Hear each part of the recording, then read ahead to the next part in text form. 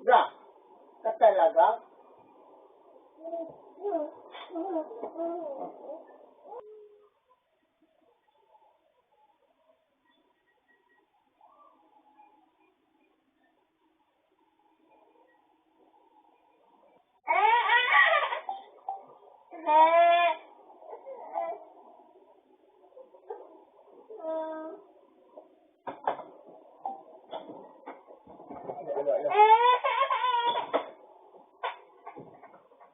Hindi ka pwede dumami.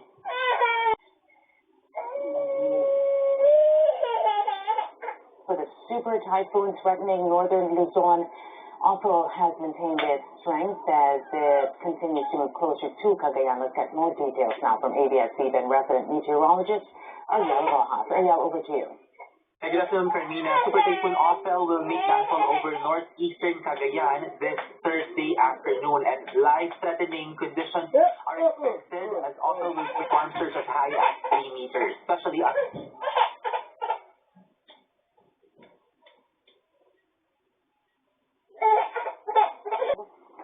Good morning din po sa inyo. Good morning din po sa mga tagapakinig po natin. So update po muna tayo dito po sa binabastayan po nating bagyong si Ophel. So kanina pong 5 a.m. ay tuluyan po ito naging For the super typhoon threatening northern Luzon, also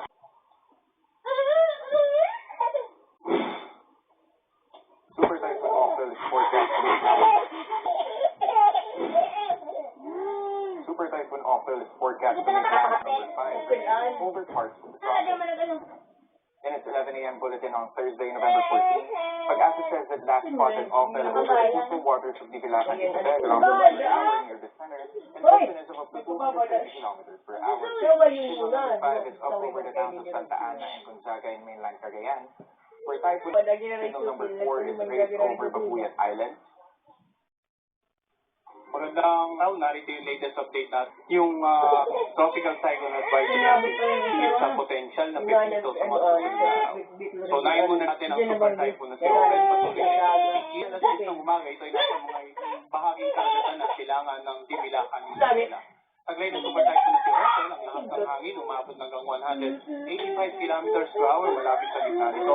At ang pagbukso ng hangin umabot hanggang 230 kilometers per hour. Ito sa direksyong west-northwest na bilis naman na 15 kilometers per hour. So inaasahan nga natin yung area. Samantala, sa labas ng ating PPF possibility, ang tropical storm na may international name na Manny ay patuloy din po nating minomonitor at nag-i-issue rin ng tinatawag na tropical cyclone advisory para sa nabanggit na samahan panahon.